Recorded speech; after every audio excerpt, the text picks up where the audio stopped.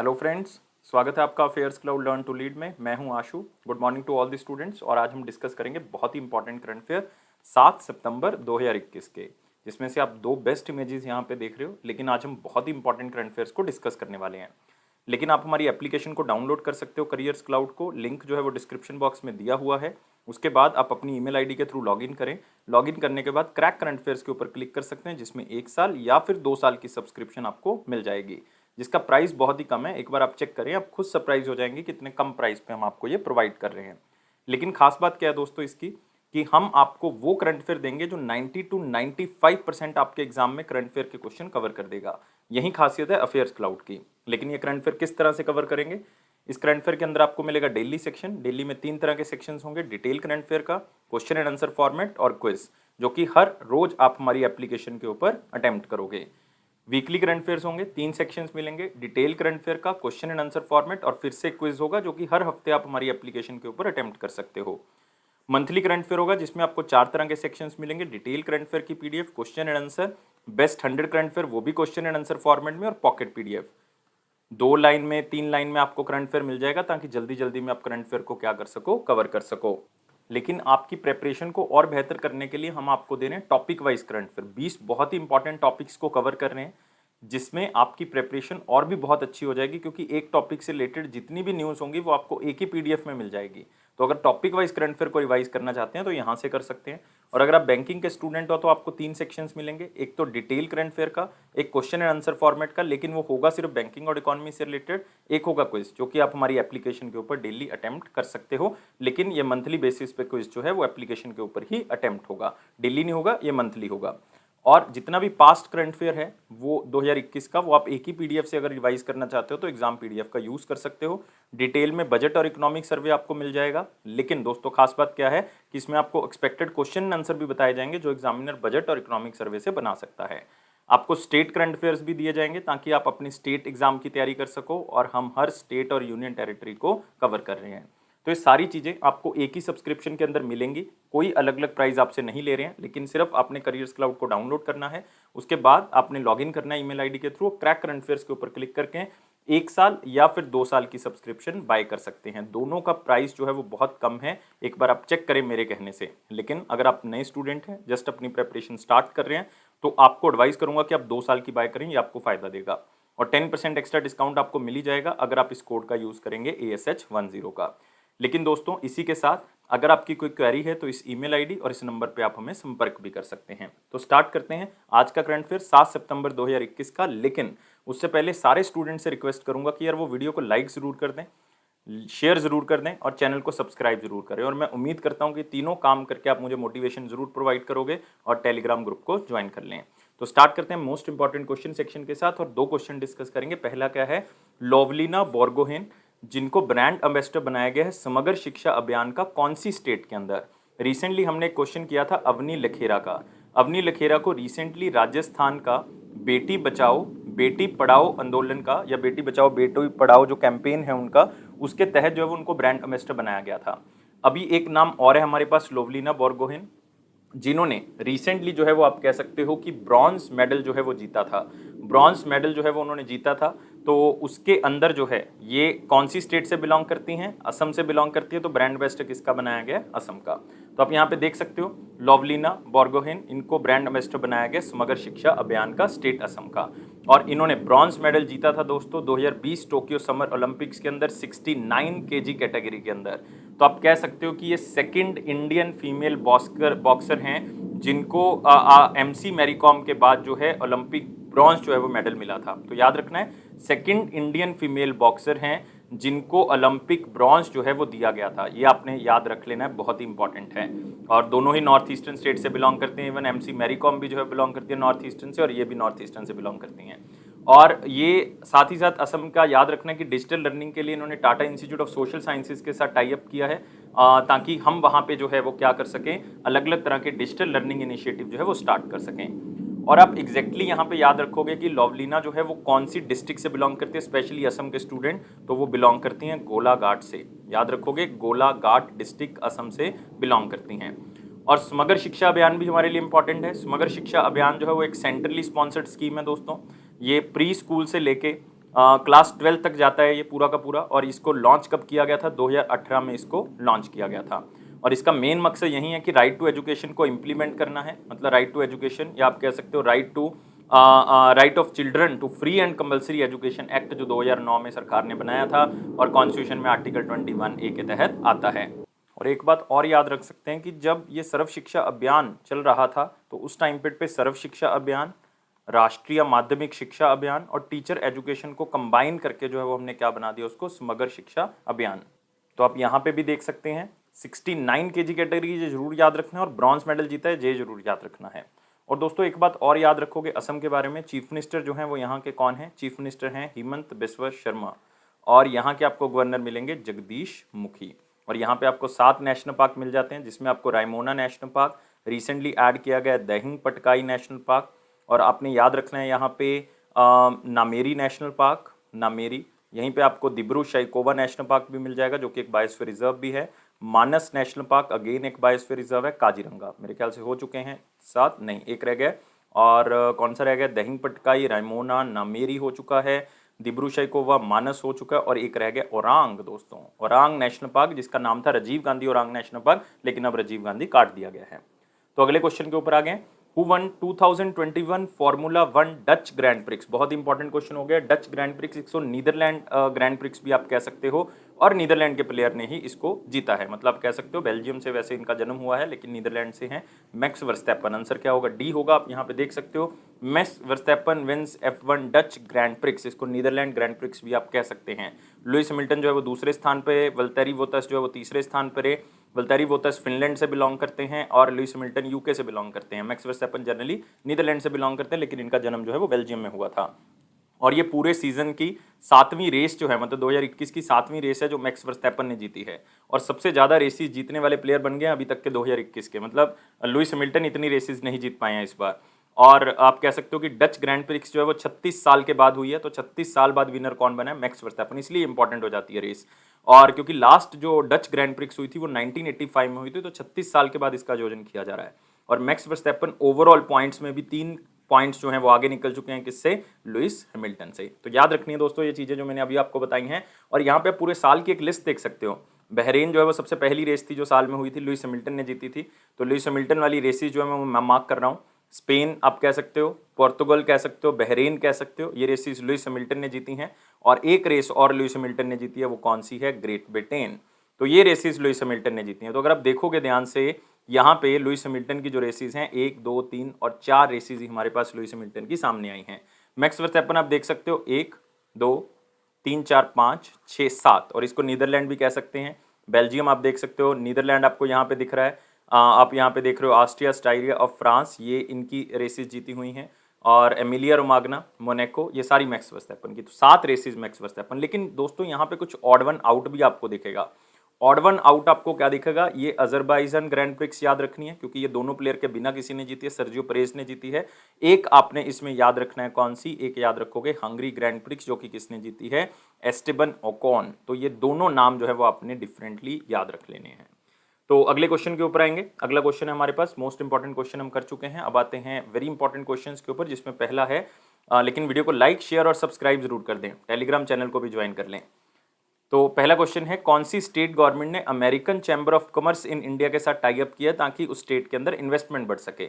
और ये स्टेट कौन सी है दोस्तों? पंजाब गवर्नमेंट है, ताकि पंजाब के अंदर जो यूएस की कंपनीज हैं वो इन्वेस्ट कर सकें। जैसे कि आप कह सकते हो अमेजॉन है हमारे पास, वॉलमार्ट है, ये बहुत ही फेमस कंपनीज हैं यूनाइटेड स्टेट्स ऑफ अमेरिका की। पेप्सी है, पेप्सी को आप कह सकते हो, कोका कोला है, टेली परफॉर्मेंस है, ये वो 20 कंपनीज हैं जिन्होंने कहा है कि हम पंजाब के अंदर इन्वेस्ट करेंगे, हमारी प्रेफर्ड डेस्टिनेशन जो है वो पंजाब है। तो इसलिए अमेरिकन चैम्बर ऑफ कॉमर्स के साथ ये टाई अप किया गया है। और पंजाब की तरफ से एक डिपार्टमेंट है जिसको हम क्या कहते हैं? इन्वेस्ट पंजाब। क्या कहते हैं? इन्वेस्ट पंजाब। या इसको एक नाम और भी दिया जाता है पंजाब के अंदर, Punjab bureau of investigation promotion भी कहा जाता है। तो इस स्टेट गवर्नमेंट ने 2013 में इसको स्टार्ट किया था इन्वेस्ट पंजाब को, ताकि पंजाब के अंदर बिजनेस जो है वो बढ़ सके, ईज ऑफ डूइंग बिजनेस जो है वो हमारा इंक्रीज हो सके। तो आप देख सकते हो पंजाब गवर्नमेंट ने American chamber of commerce in India के साथ टाई अप जो है वो कर लिया है, ताकि इन्वेस्टमेंट बढ़ सके और यूएस मेंबर कंपनीज जो हैं जो वहाँ पे स्थित हैं वो इंडिया में इन्वेस्टमेंट कर सके। तो सिंपल क्वेश्चन हो गया। लेकिन पंजाब के बारे में याद रखोगे, चीफ मिनिस्टर जो हैं वो कैप्टन अमरिंदर सिंह हैं। रिसेंटली 2022 में जो है वो भी चुनाव होने वाले हैं वहाँ पे। यूपी में चुनाव हैं, उत्तराखंड में चुनाव हैं, पंजाब में हैं, गोवा में हैं, तो बहुत ही फेमस फेमस स्टेट्स में चुनाव है और मोस्ट फेमस तो यूपी है ही है। और पंजाब के गवर्नर दोस्तों रिसेंटली एडिशनल चार्ज दिया गया है बनवारी लाल पुरोहित को, याद रखोगे। और एडिशनल चार्ज का मतलब उनके पास ओरिजिनली एक चार्ज है, तो वो तमिलनाडु के परमानेंट गवर्नर हैं। साथ में उनको चंडीगढ़ का एडमिनिस्ट्रेटर का भी चार्ज दिया गया है। अगले क्वेश्चन के ऊपर आते हैं। सिक्स्थ ईस्टर्न इकोनॉमिक फोरम 2021 जो है वो कौन सी कंट्री ने होस्ट किया है, मतलब कौन कौन सी कंट्री में ये हुआ है। तो इंडिया की तरफ से प्राइम मिनिस्टर नरेंद्र मोदी जी ने एक स्पीच दी है, इनॉग्रल स्पीच, मतलब उद्घाटन जो है प्राइम मिनिस्टर नरेंद्र मोदी जी ने किया है। लेकिन हमारे जो पेट्रोलियम और नेचुरल गैस मिनिस्टर हैं और साथ में आप कह सकते हो कि उनके पास चार्ज है हाउसिंग एंड अर्बन अफेयर्स का, वो है हमारे पास हरदीप सिंह पुरी जी, तो उन्होंने भी पार्टिसिपेट किया है। तो आंसर दोस्तों इसका क्या होगा, आंसर होगा रशिया। और ईस्टर्न इकोनॉमिक फोरम का मतलब है कि जो रशिया है उसका बहुत ही ईस्टर्न एरिया जो कि बहुत ज़्यादा डेवलप नहीं है, तो उसको डेवलप करना है, और उस एरिया का नाम क्या है, व्लादिवोस्तोक। याद रखना है क्या नाम है, व्लादिवोस्तोक। और मोदी जी ने कहा था कि हम यहाँ पे जो है वो इन्वेस्टमेंट करेंगे क्योंकि यहाँ पे बहुत ज़्यादा मिनरल्स हो सकते हैं, हम उसको एक्सप्लोर कर सकते हैं। तो आंसर क्या होगा, बी होगा। तो याद रखना है मोदी जी का, आप देख सकते हो यहाँ पे थोड़ी सी जो है वो नर्वसनेस है यहाँ पे उनके फेस में। इलेक्शन है बहुत सी स्टेट्स में और देश जिस पायदान से गुजर रहा है तो वो बहुत ही नाजुक है, लेकिन हंस भी रहे हैं, दिखा रहे हैं कि हम जो है वो बहुत खुश भी हैं। तो eastern economic forum 2021 Vladivostok exact जगह याद रखनी है रशिया के अंदर। थीम क्या था, opportunities for the far east in the world under transformation. और जो वर्ल्ड चेंज हो रहा है, जो ये दुनिया चेंज हो रही है, उसमें फार ईस्ट की तरफ अपॉर्चुनिटीज़ हैं हमारे पास, हम उसको ग्रैस्प कर सकते हैं, स्पेशली रशिया के अंदर। और इसमें प्राइम मिनिस्टर मोदी जी ने यह कहा है कि हम इकोनॉमिक और कमर्शियल इंगेजमेंट जो है वो करेंगे, मतलब आप कह सकते हो कि पैसे का लेन देन, उसमें वहाँ पे हम इस तरह की चीज़ें जो है वो डेवलप करेंगे जिससे जो है बिजनेस जो है वो हमारा और इम्प्रूव होगा दोनों कंट्रीज़ के बीच में। और इवन ओवीएल कंपनी, ओवीएल का मतलब है ओएनजीसी विदेश लिमिटेड, मतलब जो ओएनजीसी की एक इंटरनेशनल आर्म है, और एक इंडियन ऑयल कॉरपोरेशन ने एक एमओयू साइन किया रशिया के कंपनी के साथ, गैज़प्रोम के साथ। क्यों साइन किया है, ताकि हाइड्रोकार्बन के ऊपर काम कर सकें। इसके ऊपर हाइड्रोकार्बन, क्योंकि आजकल हम हाइड्रोकार्बन के ऊपर जो है वो फोकस कर रहे हैं। ओएनजीसी भी कर रहा है, मथुरा रिफाइनरी के अंदर उन्होंने ये यूनिट लगा दिया है। लद्दाख के अंदर हाइड्रोजन जनरेशन फैसिलिटी जो है वो लॉन्च हो चुकी है, तो ताकि इसको एज ए फ्यूल यूज़ कर सकें और इन्वायरमेंट को साफ कर सकें। तो इसलिए ये टाई अप हुआ है। इसलिए हम बात कर रहे थे किसकी, हम बात कर रहे थे petroleum, natural gas, housing and urban affairs के जो मिनिस्टर हैं हरदीप सिंह पुरी जी, उन्होंने भी इसको रशिया में जाके अटेंड किया है। तो ये बहुत बड़ी बात है, और स्पेशली ये पैक्ट जो है वहाँ पे जाके साइन किया। और ये ईस्टर्न इकोनॉमिक फोरम दोस्तों बहुत इंपॉर्टेंट है, क्योंकि ये 2015 में रशिया के जो प्रधानमंत्री हैं, या आप कह सकते हो प्रेसिडेंट हैं आजकल, व्लादिमीर पुतिन, तो उन्होंने स्टार्ट किया था ताकि जो उनका फार ईस्ट एरिया उसको डेवलप किया जा सके। तो ये याद रखनी है, जितनी भी चीज़ें मैंने आपको बताई हैं, नंबर जरूर याद रखोगे सिक्स्थ, और ईस्टर्न इकोनॉमिक फोरम के बारे में ईस्ट से याद रखोगे कि ईस्टर्न एरिया डेवलप करना है किसका, रशिया का। अगले क्वेश्चन के ऊपर आते हैं। कौन सी कंट्री ने ऑर्गेनाइज किया है पहली बार मिलिट्री एक्सरसाइज शेयर्ड डेस्टिनी 2021। जो भी मैं आपको यहाँ पे चीज़ें बताऊंगा सिर्फ वही याद रखनी है, इसमें कुछ एक्स्ट्रा याद नहीं रखना। शेयर्ड डेस्टिनी 2021 जो है वो 4 कंट्रीज के बीच में एक एक्सरसाइज हुई है, पहली बार हुई है ये मिलिट्री एक्सरसाइज। एक तो चाइना, चाइना का दोस्त पाकिस्तान, याद रखोगे, चाइना का दोस्त पाकिस्तान, पाकिस्तान का दोस्त चाइना, चाइना के ऊपरी मंगोलिया है दोस्तों, तो उसका दोस्त हो गया मंगोलिया, और थाईलैंड। तो थाईलैंड जो है वो भी साथ में जो है आ जाएगा। तो ये 4 कंट्रीज जो हैं वो आपस में एक एक्सरसाइज करते हैं जिसका नाम है शेयर डेस्टिनी। और ये पहली बार ये एक्सरसाइज हुई है, और कौन सी कंट्री ने इसको होस्ट किया दोस्तों, देखो इसमें सबसे ज़्यादा पैसा कौन सी कंट्री के पास है, चाइना के पास, तो ऑर्गेनाइज भी कौन करेगा, चाइना। तो आंसर क्या होगा, बी होगा। ये यूनाइटेड नेशन का एक डायलॉग है जिसको कहते हैं एक्शन फॉर पीस कीपिंग, कि हमें जो है वो जो शांति है उसको आगे बढ़ाना है, तो शांति को बढ़ाने के लिए हमें आपस में एक्सरसाइजेज करेंगे ताकि कोई भी दिक्कत किसी भी कंट्री को किसी भी तरह से ना आ सके, कल को कोई प्रॉब्लम आती है तो पीस कीपिंग मिशन को हम आगे बढ़ा सकें। तो इसलिए ये एक्सरसाइज जो है वो की गई है, तो चाइना। और ये एक्सरसाइज जब ज़्यादा कंट्रीज करते हैं तो इसका मतलब उसमें फ्रेंडली रिलेशन जो है वो इंक्रीज होता है। तो जब फ्रेंडली रिलेशन इंक्रीज होता है तो लड़ाई होने के चांसेस जो है वो कम हो जाते हैं, जिसके कारण जो है वो ये एक्सरसाइज का नाम भी इस हिसाब से रखा गया, शेयर डेस्टिनी। अगला क्वेश्चन आते हैं, सारी चीजें मैं आपको बता चुका हूं जितनी भी थी इसके अंदर। अगला क्वेश्चन आते हैं, who won Behler turtle conservation award 2021। बहुत इंपॉर्टेंट अवार्ड कहूंगा इसको, क्योंकि इसको नोबेल प्राइज भी कहा जाता है। क्या कहा जाता है, नोबेल प्राइज किसका, टर्टल कंजर्वेशन का। तो टर्टल कंजर्वेशन बेहलर अवार्ड ये किसको मिला है, ये मिला है दोस्तों शैलेंद्र सिंह को। इन्होंने 3 तरह की प्रजातियां जो हैं वो टर्टल्स की बचाई हैं, जिसलिए इनको ये अवार्ड जो है वो दिया गया है। तो याद रखना है शैलेंद्र सिंह। और यहाँ पे आप नाम देख रहे हो, बेहलर टर्टल कंजर्वेशन, नाम से पता लग रहा है इन्होंने जो कछुए हैं उनकी 3 तरह की प्रजातियों को बचाया है। बहुत ही फेमस बायोलॉजिस्ट हैं और इसको नोबेल प्राइज भी कहा जाता है कछुआ कंजर्वेशन के लिए। और 3 अलग अलग तरह की प्रजातियों को बचाया है। जैसे अगर मैं कुछ नाम लिखूंगा यहाँ पे तो याद रख सकते हो अगर रखना है। नदन रिवर तेरापिन, नदन रिवर तेरापिन, ये एक प्रजाति है कच्छू की, जो कि कहाँ पे पाई जाती है, सुंदरबन के अंदर, सुंदरबंस के अंदर। और एक है हमारे पास रेड क्राउन्ड रूफ्ड टर्टल, जो कि चंबल रिवर के आसपास पाई जाती है। और एक हमारे पास है black black soft shell, black soft shell turtle, और ये जो है वो असम के एरिया में पाई जाती है। तो इन तीनों प्रजातियां जो कि खत्म होने की कगार पे थी, इनको बचाया, जिसके कारण ये अवार्ड जो है वो इनको दिया गया। और आपने एक बात और याद रख लेनी है कि ये अवार्ड 2006 में स्टार्ट किया गया था। इसका मेन मकसद यही है कि कोई इंटरनेशनल लेवल पे या कोई किसी भी जगह पे अगर टॉर्टवाइज या फ्रेश वाटर टर्टल की कंजर्वेशन करता है तो बहुत ही अच्छी बात है, उनको हम जो है वो सम्मानित करेंगे। तो इसीलिए ये अवार्ड जो है वो उनको दिया गया। लेकिन दोस्तों इसके लिए एक ऑर्गेनाइजेशन भी बनाई गई है जिसको हम क्या कहते हैं, टीएसए, टर्टल सर्वाइवल अलायंस। मतलब टर्टल्स को बचाना है, उसके लिए हमें गठबंधन करना है। तो इसका जो आप कह सकते हो गठन है 2001 में किया गया था। आईयूसीएन के द्वारा इसका गठन किया गया था। आईयूसीएन मतलब international union for conservation of nature, ताकि हम टर्टल्स को या टॉर्टवाइसिस को हम क्या कर सकें, बचा के रख सकें। इसका मेन क्या है, एम क्या है कि जीरो टर्टल एक्सटिंक्शन, कोई भी टर्टल की प्रजाति को खत्म नहीं होने देना 21st सेंचुरी के अंदर, यही इसका लक्ष्य है। कोई भी जो टर्टल की प्रजाति है उसको खत्म नहीं होने देना 21st सेंचुरी के अंदर। और वर्ल्ड टर्टल डे जो है वो कब मनाया जाता है, 23 मई को, 23 मई को। और थीम क्या था इस बार का, थीम क्या था, टर्टल रॉक्स, टर्टल रॉक। तो ये याद रखना है। तो बहुत सी चीजें हो चुकी हैं इस क्वेश्चन के अंदर, आप देख सकते हो। टर्टल कंजर्वेशन अवार्ड, पहला पॉइंट याद रखोगे, शैलेंद्र सिंह को मिला, क्यों, 3 प्रजातियां बचाई इसलिए। और आपने याद रखना है कि फिर टर्टल सर्वाइवल अलायंस क्या है, 2001 में बनाएगी टर्टल्स को बचाने के लिए। दूसरा मेन एम क्या है कि 21st सेंचुरी के अंदर कोई टर्टल्स की प्रजाति खत्म नहीं होने देनी। चौथा पॉइंट इसमें याद रखोगे, वर्ल्ड टर्टल डे जो है वो कब मनाया जाता है, 23 मई को। और इसका थीम क्या है, टर्टल रॉक। और साथ में एक पॉइंट और याद रख सकते हो, कुरमा एप्लीकेशन सरकार की तरफ से लॉन्च की गई थी। कुरमा एप्लीकेशन इसलिए लॉन्च की गई थी ताकि टर्टल्स को बचाया जा सके, बिल्कुल। और एक टर्टल्स की बीच है दोस्तों, गड़ी मत्था बीच, याद रखोगे, गड़ी मत्था बीच, जो कि उड़ीसा के अंदर है, ये भी याद रख सकते हो। तो देखो कितनी चीजें हो चुकी हैं एक ही क्वेश्चन के अंदर। लेकिन बाकी जहां पे जो ऑप्शन देख रहे हो ये भी इंपॉर्टेंट है। मारिया रेसा आप देख रहे हो यहाँ पे, इनको 2021 का यूनेस्को अवार्ड दिया गया था, वर्ल्ड प्रेस फ्रीडम प्राइज कहा जाता है, वर्ल्ड प्रेस फ्रीडम प्राइज, याद रखोगे, 2021 का।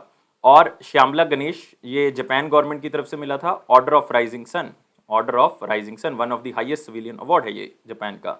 Jane Goodall, most famous question है 2021 का, टेम्पल्टन प्राइज जो है वो इनको मिला है 2021 का। तो ये सारे क्वेश्चन याद रखोगे। अगले क्वेश्चन के ऊपर बढ़ते हैं। Who has been elected to the board of directors of the International Legal Assistance Consortium? तो बहुत से बच्चे इस ऑर्गेनाइजेशन को पहली बार पढ़ रहे होंगे। इंटरनेशनल लीगल असिस्टेंस कंसोर्टियम, जो इंडिया के बार एसोसिएशन के प्रेसिडेंट हैं। बार एसोसिएशन मतलब जो वकीलों की एसोसिएशन होती है, तो उसके जो प्रेसिडेंट है पूरे इंडिया के, उन्हीं को बनाया गया है, उनको बोर्ड ऑफ डायरेक्टर जो है वो बनाया गया है इंटरनेशनल लीगल असिस्टेंट कंसोर्टियम के अंदर। और वो कौन है, प्रशांत कुमार हैं दोस्तों। आंसर क्या होगा, ए होगा। तो आप देख सकते हो Prashant Kumar bar association of India president बनाए गए हैं इंटरनेशनल लीगल असिस्टेंस कंसोर्टियम के बोर्ड ऑफ डायरेक्टर्स के। और ये क्या होती है ये बॉडी, ये बॉडी दोस्तों स्वीडन के अंदर है, एक नॉन गवर्नमेंटल ऑर्गेनाइजेशन है जो कि पूरे वर्ल्ड में जितने भी लॉज हैं उसको मजबूत करने का काम करती है, जितने भी लोग लीगल प्रोफेशनल के साथ जुड़े हुए हैं उनको शक्ति देती है, और इक्वल असेस जो है वो जस्टिस की प्रोवाइड करती है, मतलब न्याय जो है वो सबको प्रोवाइड करने में हेल्प करती है। इस ऑर्गेनाइजेशन के अंदर 50 से ज़्यादा जो हैं वो लीगल ऑर्गेनाइजेशंस जुड़ी हुई हैं, एक्सपर्ट जुड़े हुए हैं, और साथ ही साथ आप कह सकते हो 3 मिलियन लीगल प्रोफेशनल जो हैं वो साथ में जुड़े हुए हैं, मतलब इतने लोग जो हैं वो साथ में जुड़े हुए हैं इस ऑर्गेनाइजेशन के।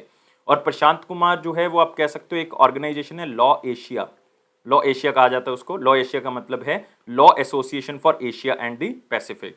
तो मतलब उसके भी जो है प्रेसिडेंट रह चुके हैं 2015 से 17, लेकिन हमारे लिए इंपॉर्टेंट नहीं है, जस्ट आपको याद रखने के लिए याद रहेगा, तो इसलिए याद रखना है प्रशांत कुमार, सिर्फ क्वेश्चन को याद कर लें। बाकी अपॉइंटमेंट्स इंपॉर्टेंट है। दीपक दास आप देख रहे हो, इनको रिसेंटली कंट्रोलर जनरल अकाउंट्स बनाया गया। याद रखना मैं controller and auditor general of India की बात नहीं कर रहा, मैं यहाँ पे बात कर रहा हूँ controller general of accounts, Deepak Das बनाए गए हैं दोस्तों। Mini Ipe one of the managing director बनाई गई हैं किसकी, एलआईसी की। 4 मैनेजिंग डायरेक्टर होते हैं एलआईसी में, जिसमें एक कौन है, मिनी आईपे। और एक है डॉक्टर धृति बनर्जी, बहुत ही फेमस अपॉइंटमेंट है, याद रखना है, डायरेक्टर बनाई गई हैं किसकी, जूलॉजिकल सर्वे ऑफ इंडिया, धृति बनर्जी। अगले क्वेश्चन के ऊपर आते हैं। कौन से शिप ने पार्टिसिपेट किया है इंडिया की पहली मैरीटाइम एक्सरसाइज, जो कि किस कंट्री के साथ हुई है, मोरक्को के साथ हुई है, रॉयल मोरक्कन नेवी के साथ हुई है। तो याद रखना है दोस्तों, आईएनएस तबर ने पार्टिसिपेट किया है, जो कि तलवर क्लास की एक आप कह सकते हो शिप है, और इन्होंने इसके अंदर पार्टिसिपेट किया है। और ये एक्सरसाइज आपने याद रखना है कि 4 महीने के लिए तबर जो है वो गया हुआ है, जून से लेकर सितंबर के बीच में ये यूरोप और अफ्रीका में दौरा करेगा, और रशिया में ये डिप्लॉय किया गया है आईएनएस तबर। लेकिन रास्ते में बहुत सी एक्सरसाइज इन्होंने की, यूके के साथ, फ्रांस के साथ, रशिया के साथ, तो ये सारी एक्सरसाइज इन्होंने परफॉर्मेंस की है। और इसमें ड्रिल्स हुई हैं अलग अलग तरह की, सी के ऊपर जो है वो अलग अलग, मतलब समुद्र के ऊपर अलग अलग तरह के प्रोसीजर्स हुए हैं, जिससे दोनों कंट्रीज में संबंध जो है वो इम्प्रूव हो गए और शक्ति भी जो है वो इम्प्रूव होगी। तो आपने याद रखना है आईएनएस तबर। इसके बाद इस एक्सरसाइज को करने के बाद आईएनएस तबर पहुंच जाता है इजिप्ट। तो याद रखना है कहाँ पे पहुंच जाता है, इजिप्ट। इजिप्ट इसलिए पहुंचता है क्योंकि इजिप्ट ने एक एक्सरसाइज ऑर्गेनाइज की हुई है वहां पे। इजिप्ट में एक बहुत फेमस पॉइंट है एलेक्जेंड्रिया, एलेक्जेंड्रिया पोर्ट है, एक बंदरगाह है एलेक्जेंड्रिया नाम से, तो वहां पे ये पहुंच जाता है। तो आईएनएस तबर ने मोरक्कन नेवी के साथ एक एक्सरसाइज की। उसके बाद ये ब्राइट स्टार एक्सरसाइज को करने के लिए कहां पे पहुंच जाता है, इजिप्ट। तो याद रखना है ब्राइट स्टार एक्सरसाइज किसकी ज्वाइंट मिलिट्री एक्सरसाइज है, ये मल्टीनेशनल एक्सरसाइज है, मतलब केवल इंडिया और इजिप्ट की नहीं है, 21 कंट्रीज इसमें पार्टिसिपेट करती हैं। लेकिन आईएनएस तबर ने भी इसके अंदर पार्टिसिपेट किया है, फिर से आईएनएस तबर का नाम जो है वो यहाँ पे आ जाता है। तो एक्सरसाइज ब्राइट स्टार जो कि इजिप्ट की आर्मी ने होस्ट की है, एक जॉइंट मिलिट्री एक्सरसाइज है, जो कि एक मल्टी नेशनल एक्सरसाइज है। 21 कंट्रीज इसमें पार्टिसिपेट करती हैं, जैसे यूएस, यूनाइटेड अरब एमिरेट्स, इसमें फ्रांस है, ब्रिटेन है, ग्रीस है, इटली है, सऊदी अरबिया है, तो ये सारी कंट्रीज इसमें पार्टिसिपेट करती हैं। और एक एक्सरसाइज जैसे आप देख रहे हो, इंडिया ने पहली बार मोरक्को के साथ एक्सरसाइज किया, ऐसे ही एक एक्सरसाइज इंडिया ने पहली बार की थी अल्जीरिया के साथ, ये भी याद रखोगे। किसके साथ, अल्जीरिया के साथ जो है इंडियन नेवी ने ये एक्सरसाइज की थी, तो अल्जीरिया याद रखोगे। और ये अभी रिसेंटली ये एक्सरसाइज हुई है। और मोरक्को के बारे में याद रख सकते हो, कैपिटल रबात है, और करेंसी जो है मोरक्कन दिरहम है, मोरक्कन दिरहम। अगले क्वेश्चन के ऊपर आते हैं। सेंट्रल गवर्नमेंट ने एक करबी एंगलोंग एग्रीमेंट साइन किया है कौन सी स्टेट के साथ। तो दोस्तों अगर आपको ये पता है कि करबी एंगलोंग का डिस्प्यूट क्या था, करबी एंगलोंग जो है ये ट्राइबल या ये कम्युनिटी जो है वो कहाँ पे मिलती है, तो आप आंसर दे सकते हो। आंसर बहुत ही सिंपल है, असम, तो आंसर डी होगा। तो इसके पीछे रीज़न था कि करबी एंगलोंग जो प्लेट्यू है, बहुत ही फेमस एरिया है असम का, असम की एक एथनिक कम्युनिटी है, जो कि बहुत से लोग यहाँ पे निवास करते हैं असम के अंदर। तो इसके अंदर इन्होंने क्या किया था, 2021 के अंदर एक तरह से सरेंडर कर दिया था। जो इनके करबी एंगलोंग के एरिया के अंदर 5 यूनिट्स थे करबी कम्युनिटी के, उन्होंने जो है वो अपने हथियार छोड़ दिए थे और उन्होंने जो है वो सरेंडर कर दिया। अब सेंट्रल गवर्नमेंट की एक पॉलिसी है, सेंट्रल गवर्नमेंट कहती है कि जो सामने हथियार डाल दे और हमारे साथ शामिल होने के लिए तैयार हो जाए, हम कुछ नहीं करेंगे, हम उनके लिए पीस और प्रॉस्पेरिटी बढ़ाने के लिए हम उनके साथ एग्रीमेंट साइन करेंगे, जो वो कहेंगे वो मानने के लिए तैयार हैं। लेकिन ये जो मारना दारना ये सब लोग आप छोड़ दोगे, कोई भी वायलेंस नहीं करोगे, कोई भी किडनैप नहीं करोगे किसी को, कोई जो है वो अलग अलग तरह की चीज़ें नहीं करोगे जिससे जो है वो सोसाइटी खराब होगी। तो उन्होंने ये सारी चीज़ें छोड़ दी, मान ली है, ये 1980 से होता आ रहा है वहाँ पे। तो ये सारी चीज़ें मान ली है ताकि वहाँ पे पीस प्रमोट कर सकें, और उनकी सारी एग्रीमेंट्स मान लिए, मतलब जो करबी एंगलोंग के लोग डिमांड कर रहे थे वो सारी की सारी चीज़ें सरकार ने मान ली हैं। Specially ministry of home affair, Amit Shah ji की बात कर रहा हूँ। तो सबसे पहले उन्होंने कहा कि 1000 करोड़ रुपया जो सेंटर और स्टेट गवर्नमेंट मिलके जो हैं वो करबी एंगलोंग एरिया की डेवलपमेंट के अंदर लगाएंगे अगले 5 साल के अंदर। दूसरा, करबी लोगों को रिजर्वेशन दे दी गई है, ये पहली बार हुआ है कि करबी लोगों को रिजर्वेशन मिल गई है। और तीसरा, जो सरेंडर मिलिटेंट्स हैं जिन्होंने सरेंडर किया था उनको छोड़ा जाएगा, मतलब उनको ऐसा पकड़ के सजा नहीं दी जाएगी। और चौथा, कि एक काउंसिल बनाई जाएगी स्पेशली इसी काम के लिए, जो कि करबी वेलफेयर काउंसिल के नाम से जानी जाएगी, और करबी पीपल जो करबी लोग होंगे उनकी डेवलपमेंट के बारे में बात करेगी। तो ये मेन काम जो है वो यहाँ पे साइन हुए हैं। तो ये बात आपने याद कर लेनी है। और बहुत ही फेमस एग्रीमेंट हो गया है, और एक बहुत बड़ा पार्ट जो है वो असम के अंदर अब उसका चैप्टर जो है वो खत्म हो चुका है, जो है करबी एंगलोंग चैप्टर, वो खत्म हो चुका है अब। तो याद रखना है, ये असम की हम बात करें, असम के बारे में हम ऑलरेडी जान चुके हैं। नेक्स्ट आते हैं, एक सिंगापुर और इंडिया के बीच में एक्सरसाइज हुई, सब बच्चों को पता है इसलिए एक्सरसाइज का नाम नहीं पूछ रहे। एस मतलब Singapore India maritime bilateral exercise, तो याद रखना है ये सिंगापुर और इंडिया की एक्सरसाइज है। और ये नेवी की एक्सरसाइज हुई आपस में, 28 नंबर की है। कहाँ पे हुई है, साउथ चाइना सी के अंदर हुई है दोस्तों, ताकि चाइना की डोमिनेंस को भी हम क्या कर सकें, कम कर सकें। तो इसमें रिपब्लिक ऑफ सिंगापुर नेवी ने जो है वो पार्टिसिपेट किया है और इसको लेवल पे रखा गया एट सी ओनली, एट सी ओनली। मतलब ये सिंगापुर ने होस्ट जरूर किया है लेकिन एट सी ओनली किया है। इसका मतलब है कोई भी फिजिकल इंटरेक्शन नहीं होगी आपस में, मतलब जो भी होगी समुद्र में ही होगी और आपस में जो है वो हम कोई भी एक दूसरे को टच नहीं करेंगे, जिसके कारण जो है वो कोविड-19 जो है वो फैल नहीं सकता, इसलिए जो है वो ये किया गया है। और इंडिया की तरफ से 3 शिप्स ने पार्टिसिपेट किया है इसके अंदर। आईएनएस रन विजय ने पार्टिसिपेट किया है, आईएनएस कोरा ने पार्टिसिपेट किया और आईएनएस किल्तन ने इसके अंदर पार्टिसिपेट किया है। तो ये सारी चीज़ें फिर से याद रखोगे, इंपॉर्टेंट हो जाता है। और इसमें अलग अलग तरह के एक्सरसाइजेस परफॉर्म की गई हैं ताकि दोनों कंट्रीज में रिलेशन जो है वो इंप्रूव हो सके। और सिम्बेक्स दोस्तों पूरे वर्ल्ड में एक ऐसी एक्सरसाइज है इंडिया की जो कि आज तक कभी भी इंटरप्ट नहीं हुई, मतलब कभी भी हमने ऐसा नहीं हुआ कि इस एक्सरसाइज को ना किया हो। हर साल ये एक्सरसाइज हुई है 1994 से लेके अब तक, मतलब कोई भी ऐसा साल नहीं गया जिसके अंदर ये एक्सरसाइज ना हुई हो। और ऐसी सिर्फ एक ही कंट्री है जिसमें हमने लगातार ये एक्सरसाइज किया, वो सिंगापुर ही है। और रिसेंटली हमने एक एक्सरसाइज और की थी इंडिया, श्रीलंका और मालदीव्स के बीच में। ये एक्सरसाइज दोस्तों TTX एक्सरसाइज के नाम से जानेगी, टेबल टॉप एक्सरसाइज 2021। और इसको एक्सरसाइज शील्ड के नाम से भी जाना जाता है, एक्सरसाइज शील्ड के नाम से भी जाना जाता है। अगले क्वेश्चन के ऊपर आते हैं। यहाँ पे आप देख सकते हो सिम्बेक्स सिंगापुर और इंडिया की बाइलेटरल एक्सरसाइज 28th एक्सरसाइज थी। एक बुक लिखी गई है bullets over Bombay, Satya and the Hindi film gangster authored by होम। जिन बच्चों ने सत्या मूवी देखी हुई है, राम गोपाल वर्मा जी ने इसका जो है वो निर्माण किया था मूवी का 1998 में। तो ये मूवी उसी ये जो बुक है ये उसी मूवी के ऊपर आधारित है। तो ये एक बहुत ही फेमस क्रिटिक्स हैं उदय भाटिया, उन्होंने इस बुक को लिखा है और इसके अंदर बताया गया कि किस तरह से ये मूवी जो है वो बनाई गई थी। इसमें राम गोपाल वर्मा जी की बातें, अनुराग कश्यप हो गए, मनोज वाजपेयी जी, विशाल भारद्वाज जो कि इस मूवी से जुड़े हुए हैं सब लोग, उनसे बातचीत करके ही इस बुक को लिखा गया है और उनके अलग अलग कोट्स जो हैं वो यहाँ पे इस बुक में दिए गए हैं।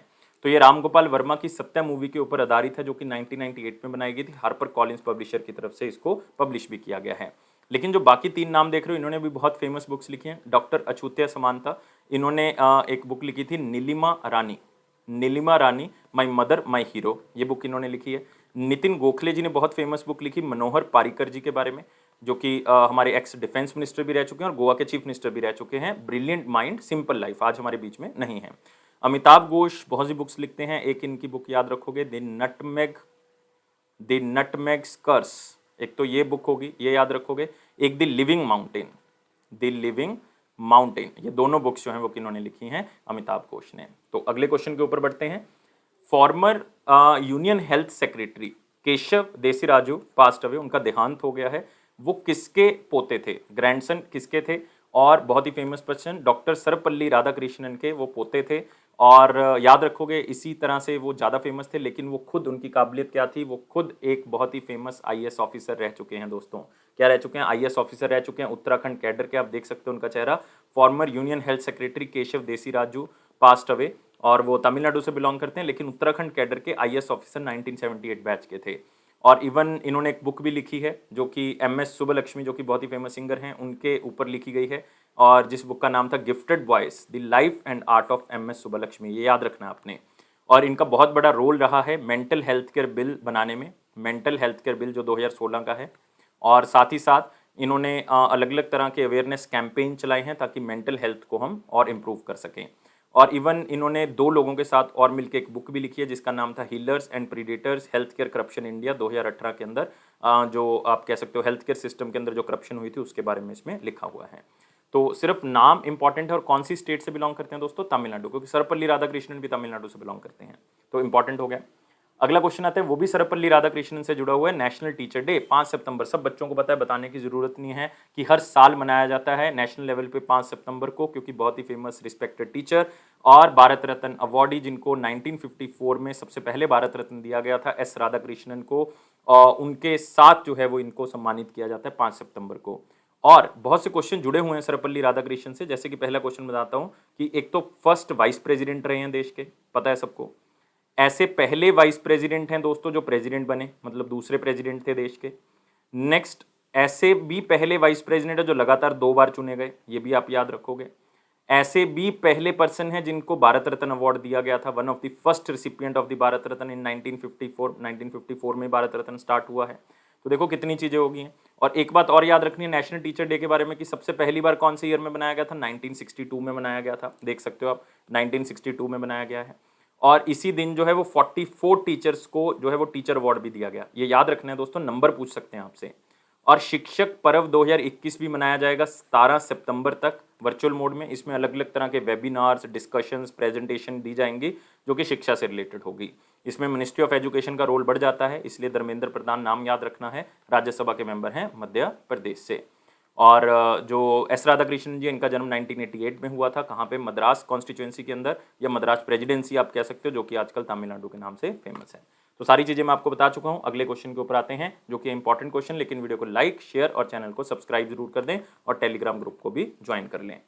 क्वेश्चन क्या कहता है, फिर से देखो, एक क्वेश्चन एक्सरसाइज से रिलेटेड आ गया। इंडियन आर्मी ने एक एक्सरसाइज के अंदर पार्टिसिपेट किया है, उसका नाम है इंटरनेशनल आर्मी गेम्स 2021, और ये कौन सी कंट्री ने होस्ट किया। दोस्तों आपको एक वर्ड यहाँ पे याद रखना है, इसको वॉर ओलंपिक्स भी कहा जाता है।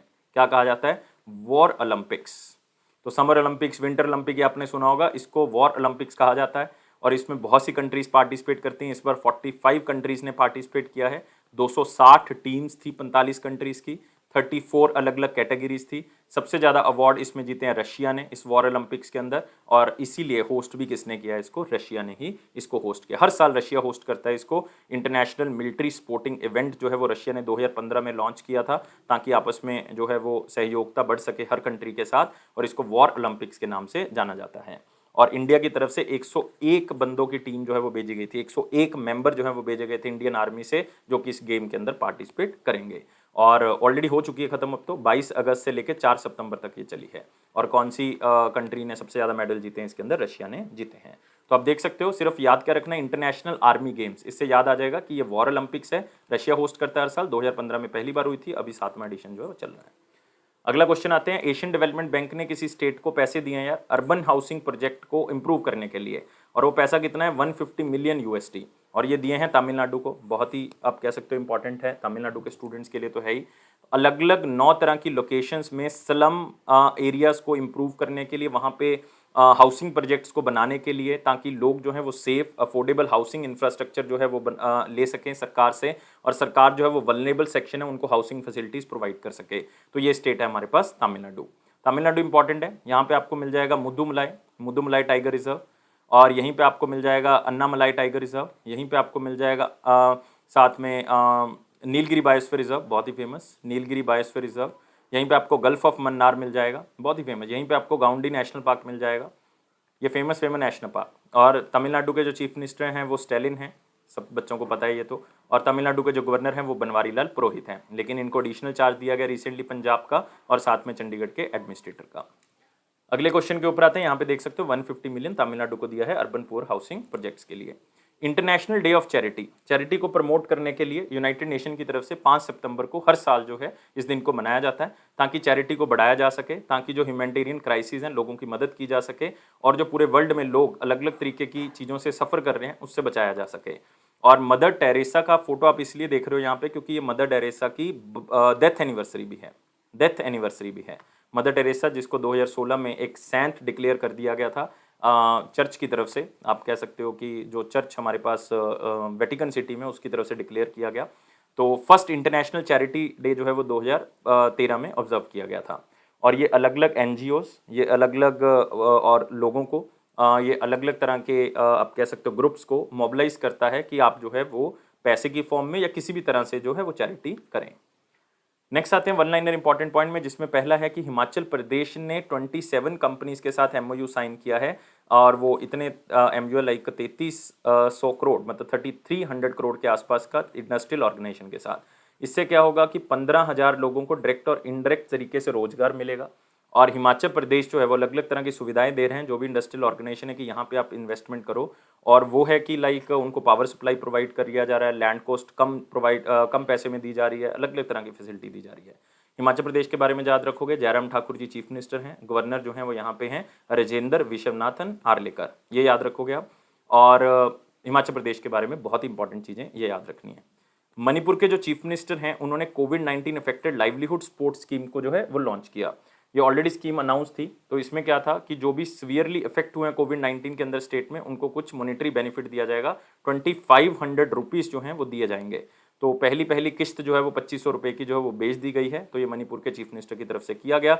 और आपने याद रखना है, मणिपुर के जो चीफ मिनिस्टर हैं वो एन बीरेन सिंह हैं, और मणिपुर के जो गवर्नर हैं रिसेंटली अपॉइंट किए हैं ला गणेशन। नेक्स्ट, इंडियन क्रिकेटर और कोच वासु प्रंजपे जी, उनका देहांत हो गया है। तो वन ऑफ दी आप कह सकते हो फेमस कोच रह चुके हैं। ये 1956 से लेके 70 के बीच में अलग अलग टीम्स में खेल चुके हैं। लाइक ये मुंबई की तरफ से खेल चुके हैं, वडोदरा गुजरात की तरफ से खेल चुके हैं, और नेशनल क्रिकेट एकेडमी में कोच भी रह चुके हैं। और इवन ये अलग अलग क्रिकेटर्स को इन्होंने उनका करियर इंप्रूव किया है, जैसे कि सुनील गावस्कर हैं, राहुल द्रविड़ हैं, सचिन तेंदुलकर हैं, युवराज सिंह हैं। तो उनके अंदर भी जो है वो इन्होंने बहुत अच्छा काम किया है। Next, new species of gecko discovered in Goa named as Hemiphyllodactylus goaensis. तो जब भी हम गैको की बात करते हैं तो आप यहाँ पे देख सकते हो एक मेंढक की, आप कह सकते हो मेंढक की तरह दिखने वाला हो गया, तो उसको गैको कह दिया। ये गोवा यूनिवर्सिटी के अंदर जो है वो पाया गया है, और ये एक ऐसी टाइप है जो गोवा में ढूंढी गई, इसलिए इसका नाम क्या रख दिया है, हेमी फाइलोडेक्टाइलस गोएनेसिस। तो गोएनेसिस इसलिए गोवा से ये जो है वो मिला है। और इसमें याद रखोगे ये दो हैं scientist of the department of zoology जो गोवा यूनिवर्सिटी से, और एक ठाकरे वाइल्ड लाइफ फाउंडेशन जो कि मुंबई में है। दोनों ने मिलकर जो है वो इसको ढूंढा है गोवा यूनिवर्सिटी में। और इसको गोआन के नाम से भी जाना जाता है, गोआन सिलेंडर गेको। गोआन इसलिए क्योंकि ये गोवा से मिला है, और नाम आपको पता लग गया। और पहली ऐसी प्रजाति है जानवर की जो गोवा यूनिवर्सिटी में मिली है, इसलिए बस सिर्फ इतना की याद रखना है। Next, election commission of India ने 2 दिन का स्वीप कंसल्टेशन वर्कशॉप रखा है। तो यहाँ पे आपको स्वीप का मतलब पता होना चाहिए। एस का मतलब सिस्टमेटिक, वी का मतलब है वोटर्स, ई का मतलब एजुकेशन, और अगली ई का मतलब है इलेक्टोरल, पी का मतलब है पार्टिसिपेशन। तो स्वीप का मतलब है systematic voter education and electoral participation. ज़्यादा से ज़्यादा लोगों को एजुकेशन हो इलेक्शंस के बारे में, ज़्यादा से ज़्यादा लोग जो है वो पार्टिसिपेट करें इलेक्शंस में। तो ये अलग अलग तरह के लेवल पे जो है वो इसको ऑर्गेनाइज किया गया। खास करके जो हमारे इलेक्शन कमिश्नर हैं, chief election commissioner Sushil Chandra जी, उन्होंने अलग अलग स्टेट्स में जाके स्वीप प्लान्स को देखा है और किस तरह से उसको इम्प्लीमेंट किया जा रहा है उसके बारे में जाना है। क्योंकि अभी रिसेंटली इलेक्शंस हैं, मैं आपको बता चुका हूँ, यूपी में, उत्तराखंड में, गोवा में, पंजाब में। तो इसीलिए जो है वो ये ज़रूरी है कि लोगों को मोटिवेट किया जा सके। और chief election commissioner Sushil Chandra हैं, लेकिन अदर इलेक्शन कमिश्नर में पहला नाम राजीव कुमार का है, और अनूप चंद्र पांडे हैं, अनूप चंद्र पांडे। नेक्स्ट आते हैं GSITI, एक इंस्टीट्यूशन है जिसको कहते हैं zoological survey of India, zoological survey of India training institute. और ये हैदराबाद में इन्होंने एक वेबसाइट लॉन्च कर दिया ताकि अर्थ साइंसेज के जो कोर्सेज है आप वहाँ पे ऑनलाइन जो है वो देख सकते हो। ये डिजिटल इंडिया कैंपेन को बूस्ट भी करेगा, और इसमें 33 अलग अलग तरह के रिकॉर्डेड आपको कोर्सेज वहाँ पे मिल जाएंगे। और ये सर्टिफिकेट कोर्सेज हैं, जो कि सर्टिफिकेट कौन प्रोवाइड करेगा, zoological survey of India training institute. तो अब आते हैं क्वेश्चन ऑफ द डे के ऊपर। 5 और 6 सितंबर का क्वेश्चन दोस्तों क्या कहता है। क्वेश्चन था कि जो जीविका चिंतामणि है वो तमिल से रिलेटेड है, ये सबको पता है, लेकिन कौन से रिलीजन से रिलेटेड है ये बताना है। तो ज़्यादातर बच्चे जो हैं वो क्रिश्चियनिटी टिक कर आते हैं या बुद्धिज्म टिक कर आते हैं, लेकिन आंसर जो है वो दोस्तों इसका क्या होगा, जैनिज्म। क्योंकि ये एक तरह की जीविका चिंतामणि एक तरह की पोइम है। मतलब आप कह सकते हो जो 5 तमिल के बहुत ही बेहतरीन एपिक्स हैं, जो पोइम्स हैं, उनमें एक जो है, जैसे शिल्पादिकरम है एक हमारे पास, तो मैनीमेकलाई है, तो उसमें से आप कह सकते हो एक जीविका चिंतामणि भी है, जिसको फेबुलस जेम भी कहा जाता है। और याद रखना है कि ये 10th सेंचुरी के आसपास जो है वो लिखी गई थी, मतलब एडी के आसपास, 10th एडी के आसपास लिखी गई थी, 10th सेंचुरी के आसपास। और किसने इसको लिखा था, ये लिखा था थिरुथक ने। याद रखोगे, नाम थोड़ा सा मुश्किल है नॉर्थ इंडिया के स्टूडेंट के लिए, थिरुथक थेवर। तो ये पूछा जा सकता है थिरुथक थेकर, क्योंकि तमिल लिटरेचर बहुत ज़्यादा बार पूछा जाता है, और ये बहुत ही फेमस जैन मॉन्क है, मतलब एक बहुत ही फेमस जैन भिक्षु रह चुके हैं, तो उन्होंने इस बुक को लिखा था। और इसमें आप कह सकते हो कि आर्ट ऑफ म्यूजिक, डांस के बारे में लिखा हो जो इस टाइम पीरियड पे होता था, जो जैन स्कॉलर्स रह चुके हैं, जो जैनिज्म के बारे में बहुत ज़्यादा नॉलेज रखते थे, उसके बारे में भी लिखा हुआ है। तो इसलिए ये जैन मॉन्क ने लिखा है, तो किससे रिलेटेड होगी, जैनिज्म से रिलेटेड होगी। और याद कैसे रखोगे, जीवा से याद रखोगे, जीवा मतलब जैनिज्म। अगले क्वेश्चन के ऊपर आते हैं। क्वेश्चन ऑफ द डे क्या कहता है हमारे पास, रिजर्व बैंक ऑफ इंडिया का सिंबल क्या है। तो दोस्तों बहुत से बच्चे कह रहे थे कि सर बैंकिंग का भी क्वेश्चन डाला करो, तो अब हम जो है वो मिक्स क्वेश्चन डाला करेंगे, जिसमें बैंकिंग और इकोनॉमी का सेक्शन ज़्यादा रखेंगे। लेकिन हफ्ते में अगर 3 दिन बैंकिंग का क्वेश्चन आएगा, 3 दिन बैंकिंग का क्वेश्चन डाल दिया करेंगे, एक दिन पॉलिटी, एक दिन हिस्ट्री, एक दिन ज्योग्राफी, इस तरह से क्वेश्चन डाल दिया करेंगे। और आंसर जो है वो मुझे कमेंट बॉक्स में करना है, मैं सबके आंसर की वेट कर रहा हूँ। लाइक ज़रूर करना है यार वीडियो को, जितने भी बच्चे देख रहे हैं सब्सक्राइब जरूर कर दे चैनल को अगर आप नए हैं, और साथ ही साथ जो है वो आप बेल बटन को प्रेस कर दें ताकि नोटिफिकेशन आपको मिल सके, और टेलीग्राम ग्रुप को भी ज्वाइन कर लें। और ये अफेयर्स क्लाउड का प्रॉमिस है कि आपके कॉन्फिडेंस को जरूर बूस्ट करेगा। इसी तरह से वीडियो को देखते रहें, प्रमोट करते रहें और सपोर्ट करते रहें। और दोस्तों खुश रहें, लाइफ को बहुत ज़्यादा सीरियस नहीं लोगे, इस तरह से खुश रहना हमेशा। खुश रहोगे तो आपके आसपास एक पॉजिटिव एनर्जी जनरेट होगी जो आपको एग्जाम क्लियर करवाने में बहुत ज़्यादा हेल्प करेगी। Thank you guys, take care and bye bye.